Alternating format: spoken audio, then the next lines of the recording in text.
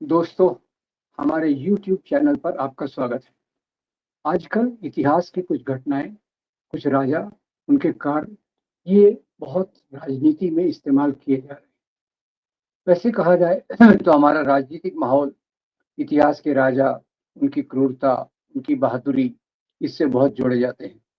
अभी-अभी हमने औरंगज़ेब के बारे में एक लंबा विवाद देखा कि औरंगज़ेब कैसा क्रूर राजा था, वगैरह-वगैरह। उसी के आधार पे मुगल राजाओं पे भी काफ़ी छीटाकशी की गई। पर इसी बीच एक और बयान आया। वो बयान ये था कि बाबर को भारत आने का निमंत्रण राणा सांगा ने दिया था। राणा सांगा कौन थे?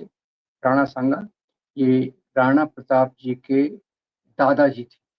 खैर, ये बयान आने के बाद अ, बड़े-बड़े नेताओं में इस पे छीटाकशी होने लग गई। कई लोग बाबर की औलाद के नाम पे गालियाँ देते हैं, मुस्लिम कम्युनिटी को नीचा दिखाने की कोशिश करते हैं।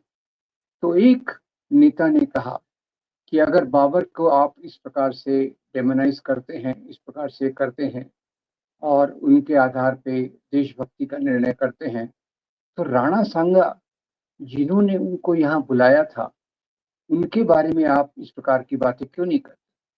उनके बारे में आप नकारात्मक बातें क्यों नहीं करते?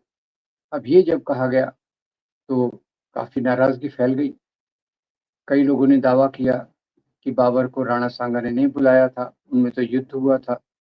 अब कई लोगों ने एक जो करणी सेना आप जानते होंगे, पहले भी इसमें पद्मावती फ़िल्म आने के समय काफ़ी उत्पात मचाया था और उसके कारण पद्मावती फ़िल्म का नाम बदल के पद्मावत करना पड़ा।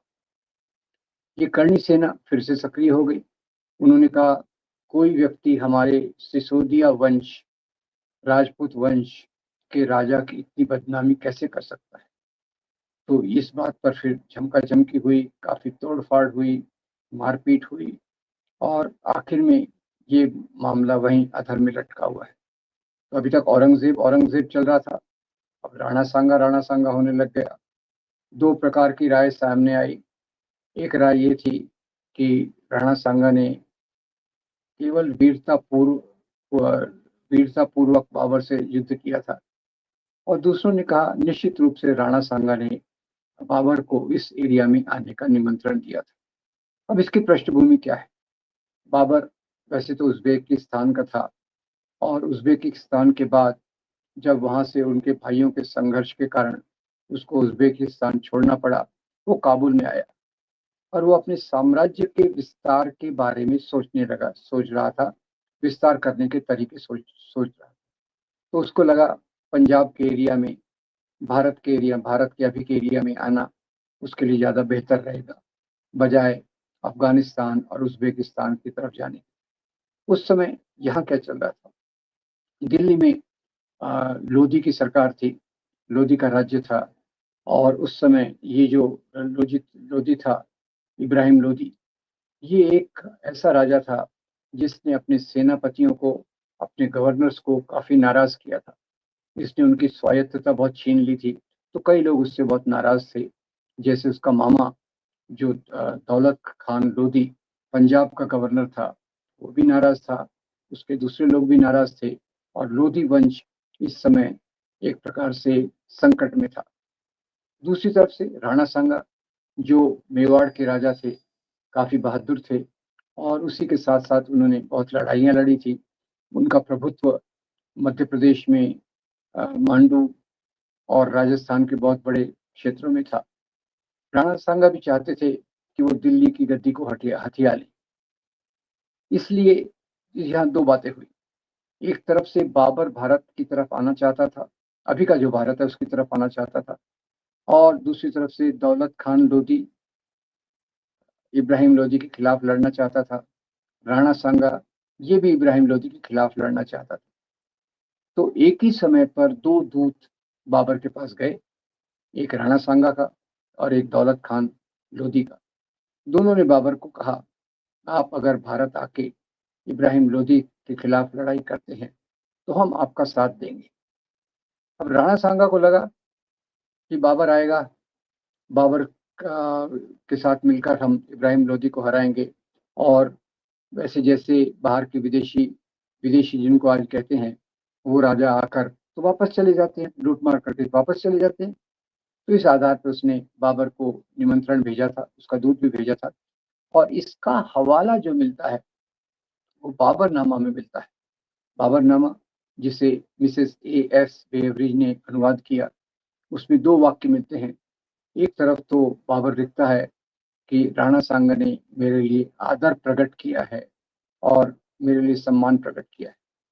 दूसरी तरफ से यही बाबर लिखता है कि राणा सांगा ने मुझे उधर बुलाया है ताकि मैं उसके साथ मिलकर इब्राहिम लोदी के खिलाफ लड़ सकूं।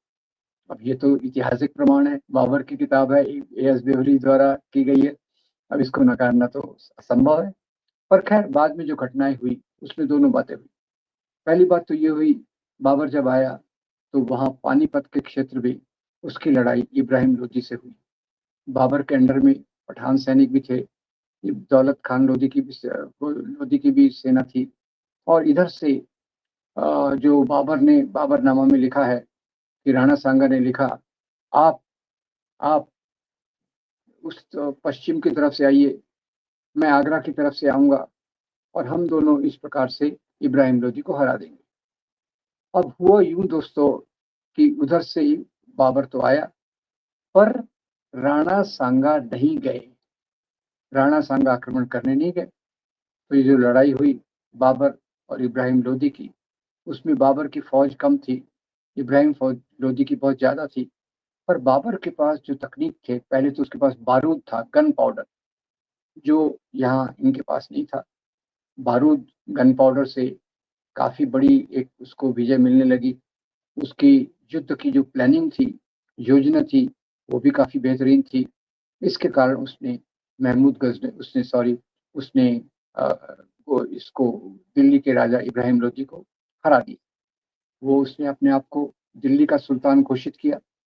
अब राणा सांगा को परेशानी हुई, तो उन्होंने बाबर के खिलाफ लड़ाइयाँ लड़ी, 2 लड़ाइयाँ लड़ी। पहली लड़ाई में तो उसने बाबर ने इसको हल्के से लिया और राणा सांगा उसमें जीत गए। ये लोग कहते हैं कि इसने बहादुरी से लड़ा, वो बात भी सच है थोड़ी-सी।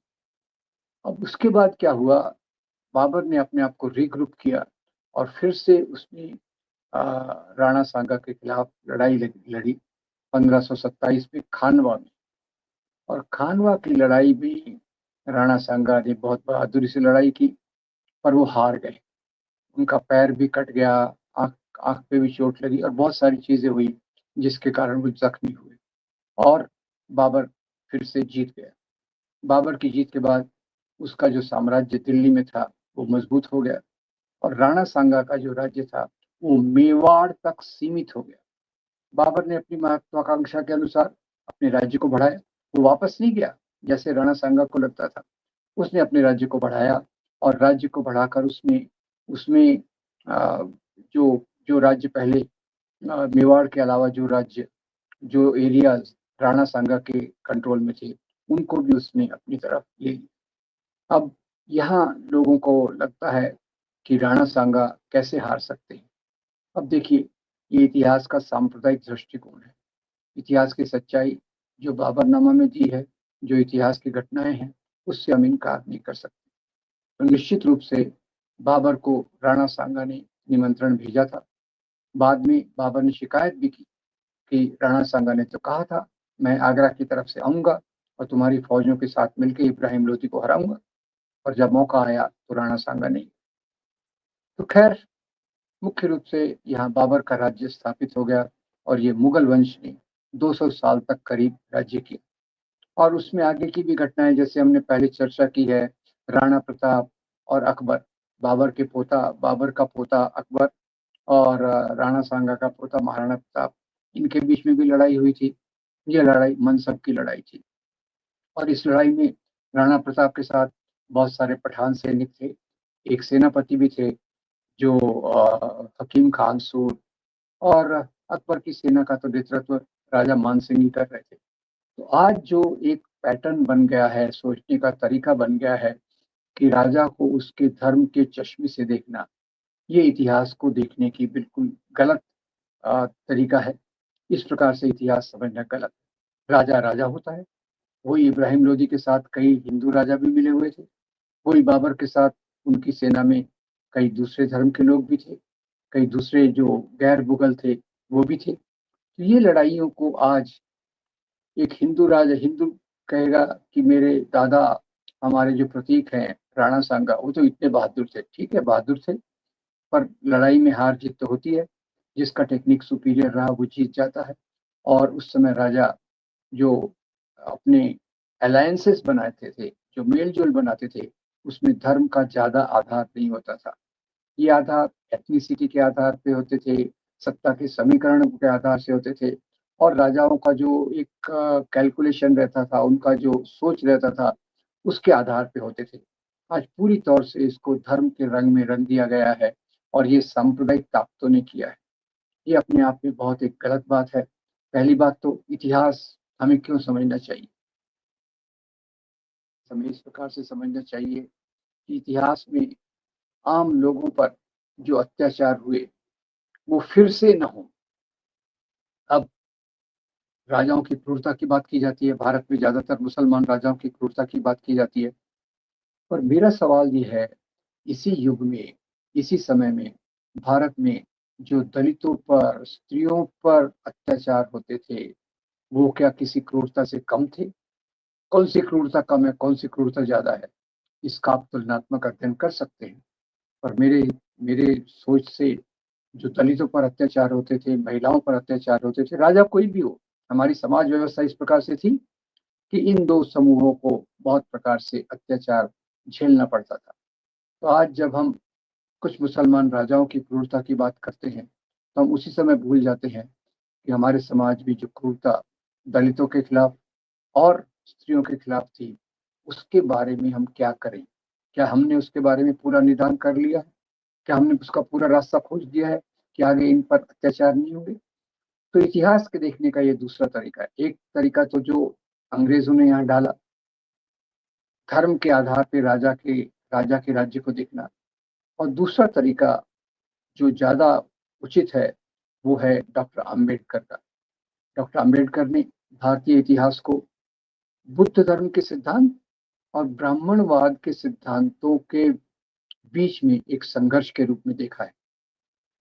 जाति व्यवस्था, वर्ण व्यवस्था के समाज में गौतम बुद्ध के आने को, उनके सिद्धांतों को आने को डॉक्टर आम्बेडकर एक क्रांति कहते हैं। ये क्रांति के आधार पे यहाँ जाति व्यवस्था टूटने लगी, वर्ण व्यवस्था टूटने लगी। तो उसके बाद एक प्रतिक्रांति हुई।